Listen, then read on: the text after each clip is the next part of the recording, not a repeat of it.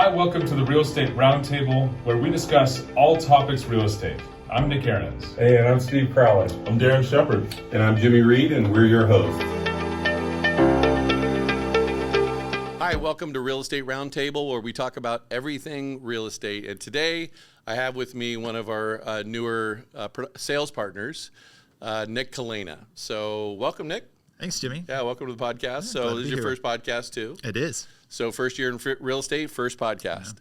So, here's the thing everybody, wants to know is why real estate? Why did you choose real estate? Yeah, so I think there's some external things and some internal things. I could probably start with the internal things better. I like real estate. I think it's real interesting. I know that some guys are real techie. Right. And so they want to be involved with cell phones all day long or computers all day long. Right. That's not necessarily how I tick. Right. But I just find real estate super interesting. So it's something that I want to be in. Right. I find real estate transactions really interesting, and I find real estate investing really interesting. Got it. Another internal factor is that I really like helping people. Yeah. And buying or selling a home is a big deal. It is a big deal. And stressful, so, big deal. Yeah, it can be super stressful. Right. And I think that I'm a little bit more geared towards not freaking out. Right. And not being stressed out. Right. And so I want to utilize that personality type that I have to come alongside of people that are doing something that could be a roller coaster for them. Right. And oftentimes it is. Yeah. Right. So, yeah, totally. Yeah. And so I'm excited to come alongside people and help, especially as a trusted advisor. Right. I think one of the other things that I like is becoming an expert at whatever I'm doing. Right. So there's definitely things that I'm never going to be an expert at. Right. But I feel like in this real estate sphere, I can learn a lot. I love reading. I love reading about real estate. Right. And getting to that point where I could really come alongside of somebody and say, hey, I want to help you, and I can help you. Totally. And they're wondering what does the way forward look like, and I can tell them, well, here are the steps. Right. Here's what we're going to go through. And I think that's something that I just really like to do, come alongside people and love on them that way. Very cool. That's awesome. Yeah, and that's very apparent early on. That's very apparent. So I always ask, not that I don't want people to join our team, but I always ask why. Why did our team stand out in comparison when so many people can join, so many broke? A lot of people are offering a lot of different things, right? But why our team? Yeah. I think I can provide a unique answer to that question. Part of it goes back to the history that we have, is we actually knew each other from 20-something years ago. Right, church. Yeah. Right. And and even youth group connection. Yep, that's true. With your wife, Lisa. Yeah, so had some history there. That's right. And we weren't involved in real estate over the last couple decades. Right. But that's quite a testimony to what you're doing and what the team is doing. Yep. That after 20 years of not being involved in real estate together, right, coming back to you and seeing that your long-term career has done really well. Yeah. And that you have a reputation in this industry and in this sphere and in our neighborhood. I go through the neighborhood and I say, hey, I'm working for the Reed team. And everybody's like, yeah, we know Jimmy. Yeah. And so, Right. so that was part of the draw, Yeah. is that there was a lot of trust built up in that, your personal character and your record here in the neighborhood has spoken well of you and the team. I will say, that's great. I will say it has very little to do with failure, because I failed plenty. There's a lot of, you learn what most people that are deemed successful, right? If they're going to be honest, every ounce of the success that other people see, there's a gallon of failure, right? So if you're mixing that in a big tank, it's going to have a lot of failure.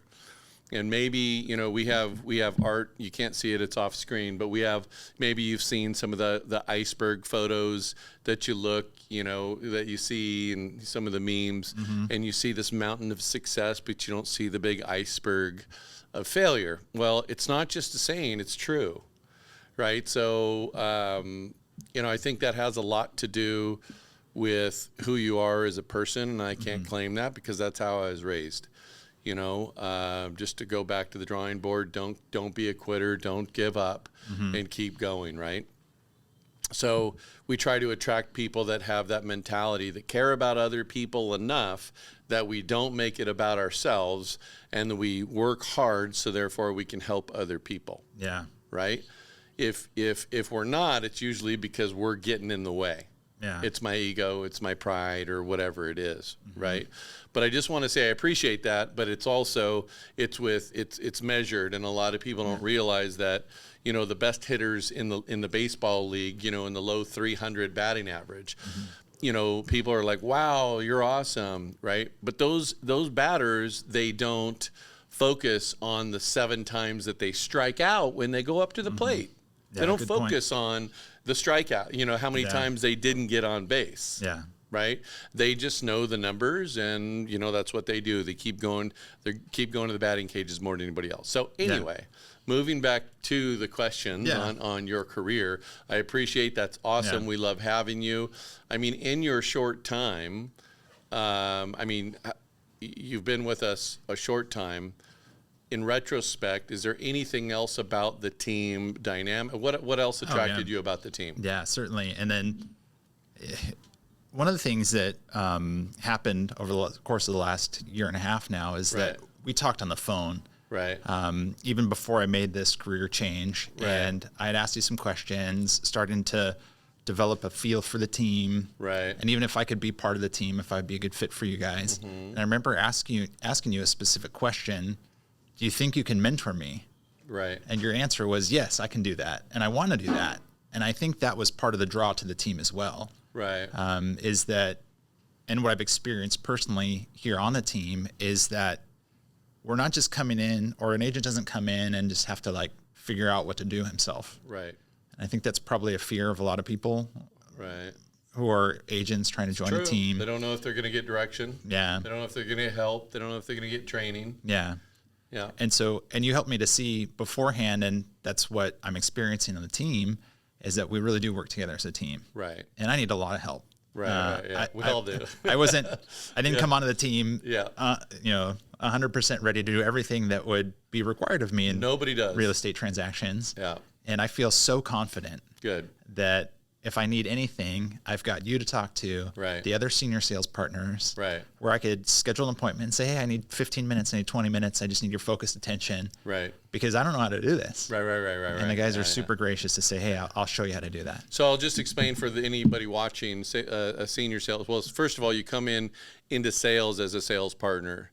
Check out our organization chart if you to get a little bit more detail. There's videos on there. It's pretty interesting on our website when you go to our career, and you can check out kind of how we path our team. So you can come in as a production partner, which supports a very busy sales partner on the sales side, right? But in what we do is we don't reset the commission structure every year. It's what it looks like for the last 365 days back. So if you're tracking, you stay at that commission split, which is it tracks higher and higher and higher the more that you do, and it doesn't reset every year. So overall, dollar for dollar, pound for pound, you compare us to any other team, we're the better split by far. And then having the training and everything else, it's really good. But the senior sales partners that we have on our team, Nick and Darren, a lot of you guys watching this will know who they are. And then myself, we do a lot of mentoring one-on-one, a lot of training. I do my own segments. Nick and Darren do their own segments, Zillow specific training, and then other role playing around just different scenarios that we're dealing with. Mm-hmm. You know, should I rent? Should I buy? Should I hold off? All these different things, and really help people through that process. Well, you know, Nick and Darren are a good testament. When they came on the team, didn't really have a business per se. Now, years later, you know, they are eager to help everybody else in the same way that I helped grow their business, and then so on and so on. So that's the culture that you're seeing, is that, you know, that torch is being passed down, which I'm super happy and blessed by as well. Yeah. So let's back up really quick. Let me just, you know, tell us, when did this start? You mentioned it a little bit, but our audience doesn't know this. Where were you when you decided to get into real estate and you said, this is what I'm going to do? And what did that look like? How long did it take? Yeah.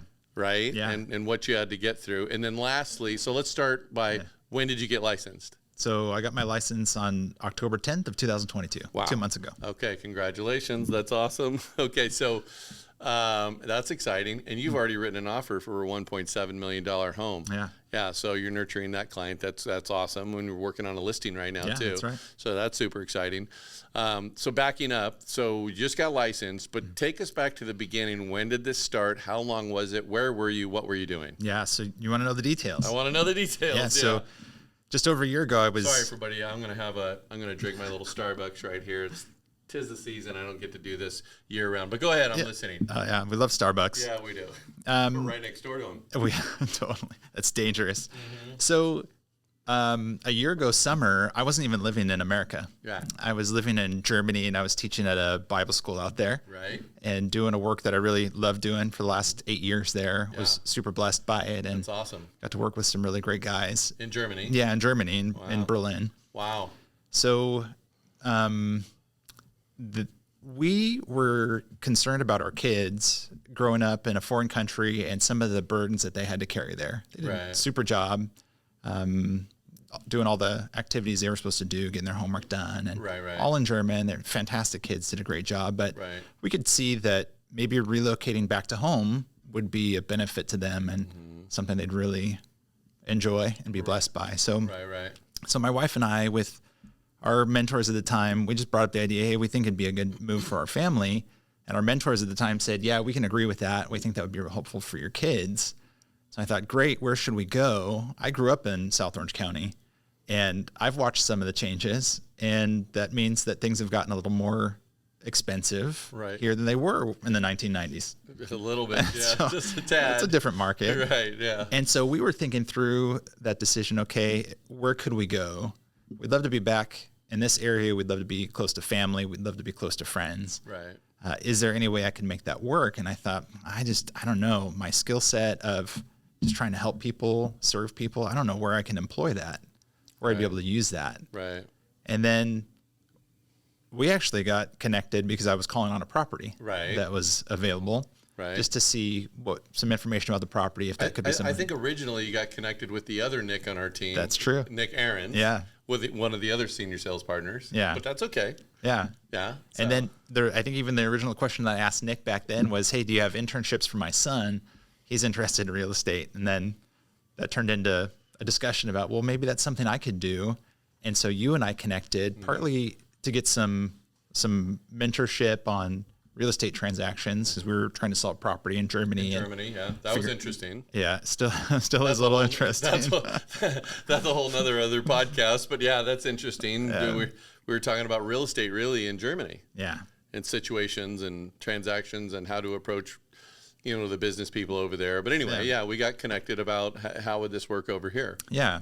And so then I started asking you questions, not just about properties and real estate transactions, but what it would look like to work for you, work on the team, work with you, and what kind of opportunities were there. And that's where I was trying to ask questions along the lines of, are my skills, my natural skills, and what I've trained to do, are they employable? Would I be able to use those things, or is it just totally out of the ballpark? Right. And through our discussions, I got to know the team quite a bit better, the opportunities that were available, and I thought, well, we could do this. Right. There's a path forward where we could really be successful. Right. And so I got excited about that. My wife got excited about that, and here we are. Yeah, that's a great story. The thing is, a lot of people have this misconception that we, sell homes. What do you do? Oh, I sell real estate. I sell homes, and it's really not, right? And what we do at a very, very high level, at a very skilled level, is we remove as much as possible the what we call the controllables. We can't do anything about the market, the weather, the wind, and all that kind of stuff. But the controllables, what we can do is we can remove all of the speed bumps, all the turbulence out of the transaction, and make it a beautiful experience. On what we've already discussed, it's going to be stressful. Buying and selling real estate can be very, very stressful, and usually is for most people. And it's usually because they're working with people that aren't working really hard with great communication, great, setting expectations, letting them know what the next steps are, and just knowing what those question marks are going to be that pop up in a buyer's or a seller's mind. Yeah. Right. And so that's what we do in a beautiful way. And so we don't just sell and buy real estate with people. Yeah. Right. And we don't just sell real estate. We don't just do open houses. Yeah. I would say 90% of what we do is help coach people on what the next steps look like. We just did a podcast not long ago about, should we buy or should we continue renting? Well, that's a great question. But it's things like that. It's topics like that. Right. Yeah. That we can help, because the answer is not going to be the same for everybody. Yeah. And so that's what we do, is we kind of untangle those knots. We kind of clean that, window, so we're not looking through it dimly together. We can see it clearly based on their circumstances. Yeah. So that's interesting. So that brings me to the next question I have. There's always an interesting thing for me, because you can ask some of these questions to people early on, but they kind of got to be working. They got to be grinding it out for a while. Yeah. So one of the questions I like to ask agents after they've been in the business for a minute is, what would you say one or two of the biggest misconceptions that you had from the outside, looking in to real estate, that you didn't realize, that you didn't get, and that now being in, it's one of those it's one of those got it moments. Yeah. I think the first point that I would bring up is connected to what we were just talking about. And as the process was developing for our transition and career change, I was worried that I'm just not, I'm not that strong of a salesman. Some people, they have certain character traits, and it's not bad. It's not better. It's just they're super fast talkers, and some guys are really good at putting, this could be up for debate, putting a lot of pressure on other people, and just driving them into buying or selling. It's true. And I just thought, man, that's not me, and I don't know if I could be successful in this career. Right. If I don't have that. Right. And so that doubt was a misconception that, you have to be of a certain skill set, and you have to be of a certain character type in order to be successful in sales. But I think I've learned something different here on the team. But let me ask you something, though, because we talked about this early on, and I asked you this just knowing what you did in ministry, because it wasn't just a language school. You dealt with some drama, because anytime you're dealing with people, I don't care if you're in the medical field listening to this, or you're in human resources, or you have been, or you're just a parent, or you're married, for God's sakes, you know what I'm saying? Yeah. You deal with this stuff in relationships. Isn't it not true that to be, because you were in a missionary position. Yeah. So here you are, you're a foreigner in Germany, right? Yeah. And you're having to tell people what they should and should not do. Yeah. Right? Yeah. Now, would you say it's loving or unkind to lead people in Germany astray by letting them to believe something because you just don't want to lean into it with them, because you don't want to be unpopular with them, because whatever the situation, right, you're kind of selling them the wrong thing or leading them to believe that their conclusion is right. And you might be looking at them thinking, well, they're just fearful. Yeah. Or they're afraid. Yeah. Or uncomfortable. Yeah. So therefore, they're going to take this other path. Yeah. Right? Yeah, totally. Now, was that okay with you to just sit silent? Not at all. Not at all. And that's where I saw in you, when I'm asking you those questions early on, it's no different in real estate. It's better to have a disagreement in a loving way, compassionate way, but lined with really good data for them to be able to chew on, to really help them and guide them. Because after all, if we're not doing that, we're not helping. We wouldn't be around. We wouldn't have the reputation that we've had for over 2 decades, going on 3 decades now, if we aren't truly trying to help people. Now, I will admit, it's hard. It's not easy doing that.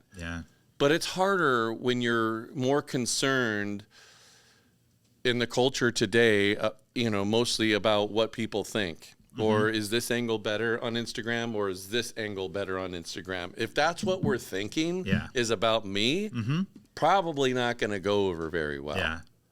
But if we're long suffering with people in ministry, in real estate, in our family, just in our life, that's probably going to go a lot further. Yeah. And I think that's a missing component in our culture today at large, not just in real estate, is if I'm a friend, then a friend, right, is probably going to tell you the truth versus watching you walk off and do something that you probably shouldn't do. Yeah. I'd probably, if I'm your friend and I care about you and I'm not being self-preserving, I'm probably going to say something that might not feel great. Yeah. Or it may not align with what you want to do. Yeah, totally. Right? Yeah. So therefore, if I really wanted to help, I'm really probably going to be long-suffering and patient, and my tonality is going to do everything I can to get you to listen to what I'm saying. Yeah.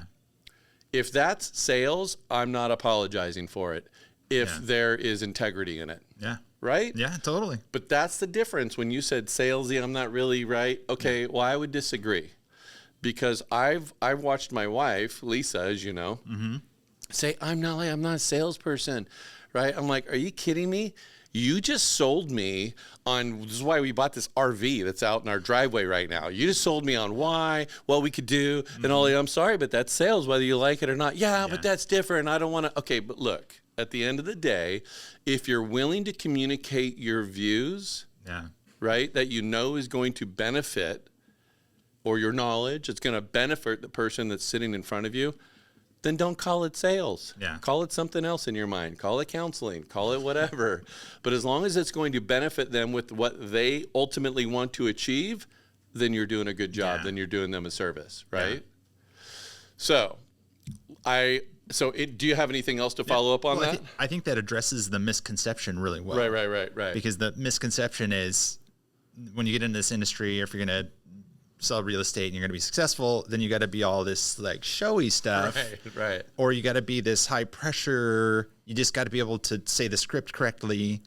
But it's not so much that way. It's exactly what you're saying. Right. And what we even talked about earlier, coming alongside of people and being a trusted advisor and being a servant. Right. And just like you said, when my mentality is me oriented, then I'm worried about, is this person going to like me? Right. Or is this person going to be uncomfortable? Totally. But when it's you oriented, then I come alongside you and say, sometimes it is uncomfortable for me to tell you what I really need to tell you. I know. But that's like you said, that's life in whatever relationship you're in. Right. But the truly loving thing to do is and others oriented thing to do is come alongside you and say, based on the information that we have right now on the data, this is what it is. Yeah. And based on what you told me you wanted to achieve. Yeah.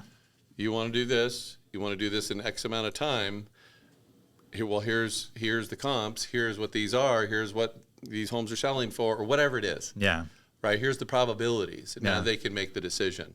But here's what I find the feedback from my clients over the years is that's always the most impactful walk away. And that's really, and you read our reviews as a team, that's what it is we're always willing to long suffer, hang in there, tell them the truth, work with them. And then in retrospect, they can see it. It's like, whoa, okay. Yeah. And so they were referred a lot. I mean, we're the number one team on Zillow as far as reviews. We're the number one team, on Google as far as reviews. And that's really hard to get. It's by far the hardest thing to get. Over sales and everything else. And because more people will say bad things in general than they will, applaud people. Yeah. It's just human nature. It's always been that way. It's not just real estate related, right? So true. So let me pivot right now and say, what are the two, what would you say the two, let me go to my notes here because I want to make sure I ask it right. What are the two most impactful things that you've learned since being on the team? So this isn't really about the misconception as much as it is like, okay, from the team trainings, from the role playing to everything to make sure that we're saying things right. Yeah. Okay. Yeah.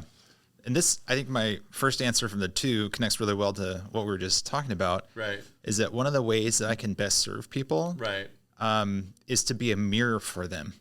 Because in a transaction, a change in life that can be really stressful, Yeah. people have these desires that are battling within them. Right. And they're not always clear on what they really want. Right. That's true. And so instead of just taking the position, okay, well, I'm just going to wait till you figure it out. And when you are ready, then let me know. Right. I can come alongside and serve my friends and my family and my clients by being that mirror for them and helping reflect back to them what they're saying. Right. And that's asking good questions, Yeah. listening to what they're really saying, or noticing themes that are coming up in the things that they're saying. Right. And then just gently give that back to them and say, this is what I hear you saying. This is what I hear you saying. Right. And then to see the light bulb go on, ding, oh. Yeah, and I know there's people listening right now that are going, yeah, that's true. That is so true. And sometimes, we call it therapy. Really, it's because people don't have a lot of good friends, sadly. But it's you need to be able to get this stuff off of your plate and out of your mind. Yeah. Because you're worried, you're stressed, and you need to be able to relate it to somebody else. And we sometimes you hear the euphemism, I need to bounce it off some people. Yeah. It's synonymous with mirroring people. And that's so important. It's not a tactic. It's not a trick. It's a matter of, hey, let's just sit down and talk about this. Yeah. Right. And make sure I'm hearing you right. And this is what you're thinking. And then asking more questions. Yeah. Yeah, it's great. Yeah. It's awesome. That's just really good. That's actually again, this is why I could see what you couldn't see, but that's a very mature,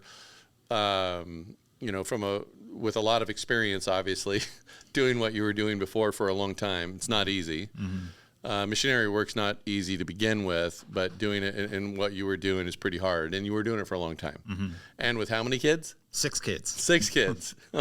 Oh, wow. So you're always negotiating anyways. I don't care what anybody says. If you got 6 kids, you're constantly negotiating. Very true. So what do you like? You've mentioned some things, but what would you say, it doesn't have to be one thing, but what do you like about working with the team? When you're like driving into the office, when you're thinking about some of the Zooms that we're going to be on, because we do a lot of Zoom trainings and we're professionally coached with, under the top tier, under the Team Plus program of Tom Ferry. And what do you think about if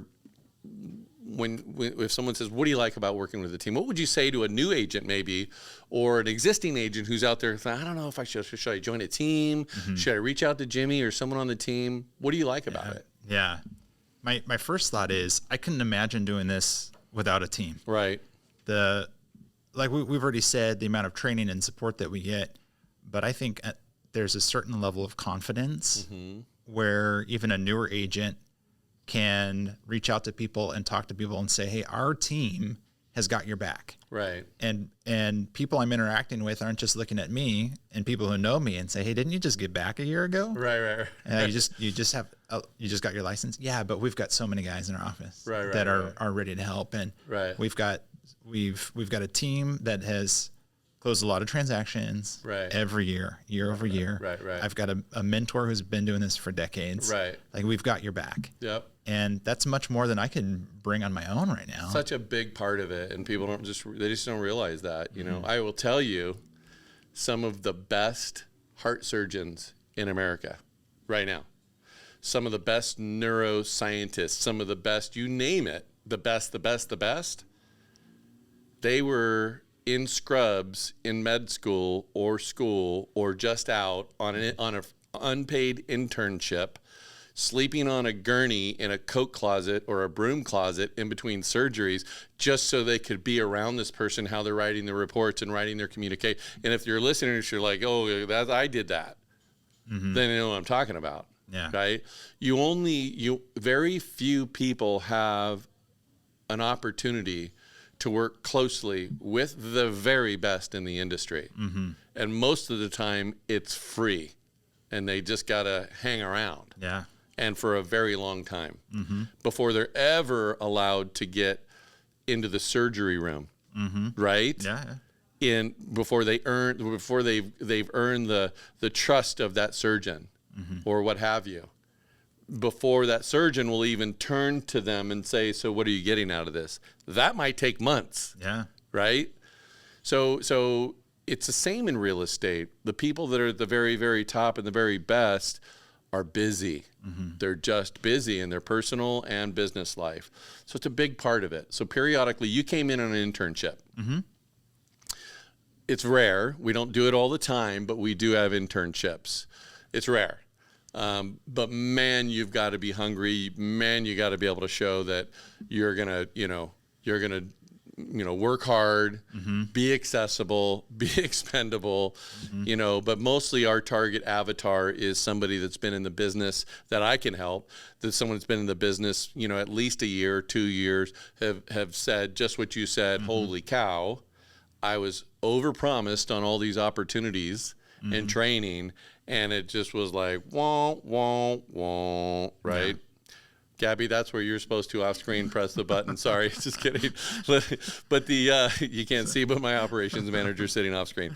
Anyway, but that's what happens. Yeah. I would say 90% of the time in the industry, and that's who we're kind of looking for, right? Yeah. But anytime I see, and it's rare that I see somebody that that has that kind of background. So, anything else as far as why what you really like about working with the team? Yeah, I think there's probably a few points. I'll try to keep it concise because I really enjoy working with the team. Right. There's a real good chemistry here in the office. Yeah. Where everybody's working hard to support each other, and I'm not convinced that somebody who comes in with more of a toxic mentality would actually last. No. Yeah. So we have real good chemistry here. And it would be all of our fault. Yeah, totally. It would be everybody here's fault. You guys are weird. You get along. Yeah. You hold each other accountable. I thought you wanted accountability. Not like this. Oh, you didn't want real accountability. Okay, I get you. Oh, but go ahead. Sorry. Yeah. And then I think one more thing that's a little more like functional than relational on the team is that there really is a community culture and atmosphere here where the standard is set really high. But we don't have to be perfect. Right. But we need to be consistent. Right. And I think that combination of a high standard and we're just going to grind daily to fulfill that. And we're going to make mistakes. Right. And I've made mistakes. Right. And we're all just real gracious with each other and say, hey, that was wrong. Right. Or that was dumb. Right. And learn from it. Right. What were you thinking? Don't do it again. Tell me more about why you asked that question. Or sometimes when I'm talking to people and I think, oh, why did I say that? Right. And then Darren asked me the other day, he's like, after a call, what did you learn from that call? And I'm like, oh, right. I learned a lot and that's okay. Yeah. And the standard's high. We're going to shoot for that. Yeah. And it's more important that we're consistently striving after that standard. Right. Than just sitting back on our laurels and saying, hey, look at it's progress, not perfection. Yeah. People think, well, your standard is kind of too high. Well, what do you mean? So should we shoot low and have nothing to reach for? Yeah. Right? I would beg to differ if that's what your thinking is. I think you should probably ask your center of influence. Just do an interview. If you're an agent watching this and you're thinking, well, I don't know, your standard is a little bit too high, you're probably not talking to enough people on what they think and what they believe and what they desire from a real estate agent based on what the industry on the inside has. Because I think the bar is still low. And that's what makes it hard for us to be able to recruit to, right? We have a lot of people come to us, but very few people have the mindset where they're like, no, I want to grow. I want to, right? Yeah. And that's what's hard because we want to help a lot of people. So having just said that, I just have a couple more questions for you. Thanks for being so gracious this is awesome. My pleasure. Yeah. So what would you say to a new agent that's watching this, or maybe an agent who, like we were just talking about, working for another office or maybe another team, and it's just not a good fit? Maybe they were overpromised and they feel a little underdelivered right now. What would you say is different here? Well, how would you encourage them? What would you tell them to do? Yeah, I think there's a few things that somebody in that position could do. First thing I'd say is reach out to us and talk to us. Right. Even come visit us because I think we can really genuinely show something different. And I think that'll be pretty impactful for a person, especially if they're discouraged. Right. That's more of an external thing to look at. Right. I think mentality and attitude aspect that would be important is Right. that a person in that situation understands that you really can find a team that is going to give you a better return Right. on your investment Right. than, especially if you feel like you're in a position right now where you're the one that's doing the investing and the team or the team lead or the broker is the one who is benefiting. Right. Like you're the investor and they're getting the returns. Right. Because you want to get your business up and running. Oh, for sure. And you want to provide for your family. Right. And it is possible. That's you just have to believe and know that it's true. You can find a good team This is true. that will help you have that environment in order to succeed.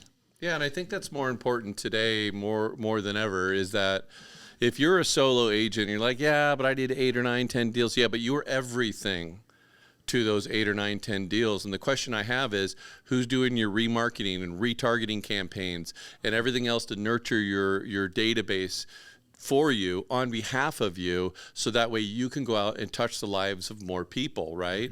And then how is that content any good? Are you tracking and measuring it? Are you able to tell, yourself or your CPA or anybody that we're going to come in and analyze your business, what's working, what's not working? Are you tracking and measuring everything that you do? Right? Could you systematically tell me exactly how many calls you have to make next year in order to meet the goals that you want to set? And are you even making goals? There's all these questions that we have that are systematically on our team because we're professionally coached at the highest level, and we collaborate with some of the biggest teams in the country. Right? So I'm not just crossing my fingers. I just have always made sure that I'm the dumbest guy in the room and super smart people. And I'm like, yeah, just what they're saying, whatever they're saying. Right? So maybe a little bit more than that. I don't want to make it sound crazy, but most of it's true. I just surround myself with really smart people, and I hire really smart people.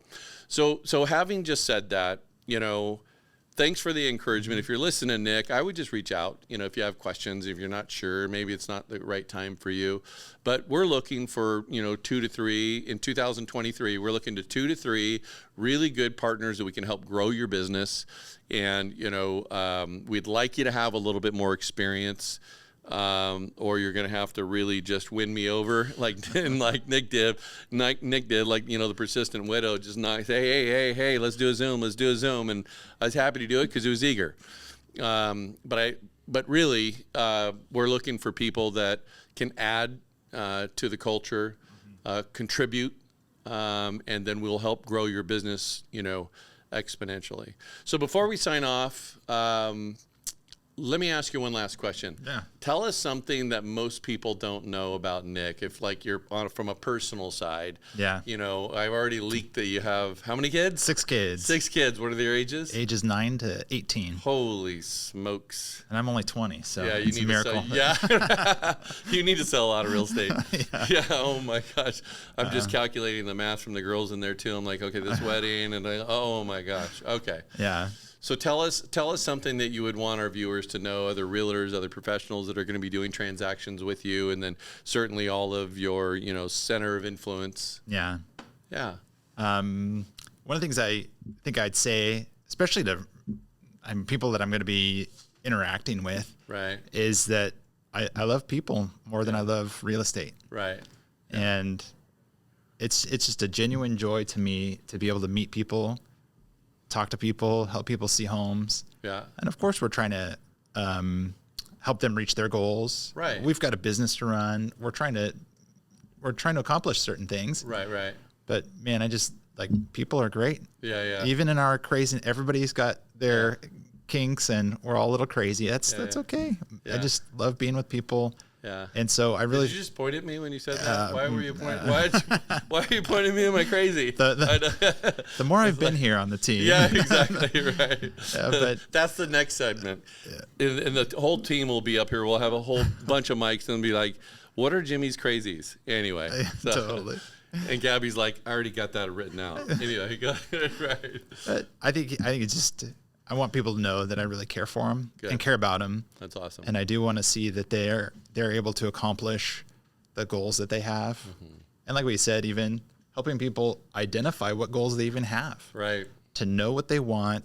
And then I feel like, not just feel, I know from a lot of conversations, people say, well, I'd rather I'd rather rent right now because I can't afford to buy. And it's like, well, have you asked a professional if you can afford or not? Right. What are the answers most of the time?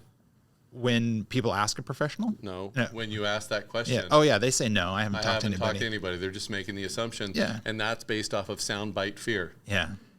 Sad. And they we get these numbers inside of our head. Oh, I gotta have $10 million to buy a property, or whatever it is, whatever your number is. Yeah, yeah. And I'm just thinking, man, I care about you. Yeah, yeah. And that's what all wraps together in this conversation. I want you to know that you can actually ask for that information. You can talk to a lender. We can look at your numbers. You can look at the homes that are available. Right. You can look at different neighborhoods. Yep. There are options out there. Oh, totally. And I want you to be able to experience, which is part of my experience. Right. I've benefited greatly from real estate ownership. Right. And I want my friends, I want my clients to be able to own. For sure. I want them to one day be able to pay that house off or some house off. Right. We're all getting older. Yeah. Life's getting more expensive. Yeah. Inflation is not a thing that's going to end once they get this figured out this year in 2023. Yeah. It's not going to end. It's always going to get more expensive. Yeah. So helping people with that mindset really helps. And I remember what we used to pay for our mortgage before I left for Germany. Right. And I wish I had that still. Right. And in the time, it felt like a burden. Right. But then for my friends, especially I'm in my early 40s. So my friends who are thinking of the next 20 years, man, I'd love for you in 20 years to be really set up well. Right. Because you made good decisions today. Yeah. And when people are like, I don't know. Well, I care about you enough that I want you to know. For sure. And I want to come alongside you and help. Yeah. Well, that's great. You've added a lot of value to this podcast, but more so to our team. And I know you're going to do it with a lot of clients that you're currently working with, that you've already won over, that you're working with Nick, but you're gonna meet a lot of other people. And if you know Nick, reach out, comment. We love him, and I know that he's well loved here in the Southland, and especially in the San Clemente region. But that's another episode of the Real Estate Roundtable, and part of what we talk about is not just, hey, interest rates, hey, do I buy or do I rent, or 1031 exchanges. We always try to fit in and make time to be able to talk about people's journey and their path, and celebrate people that are getting into real estate and how they're going to impact the lives of others. So I can't wait to do another one. Maybe it won't be a year from now, but a little further down the line, just to get a recap of what the next 6 to 9, 12 months looks like for you. Yeah, that sounds great. So congratulations. Welcome to the team. You're doing a great job. Thanks, Jimmy. All right. See you guys next time.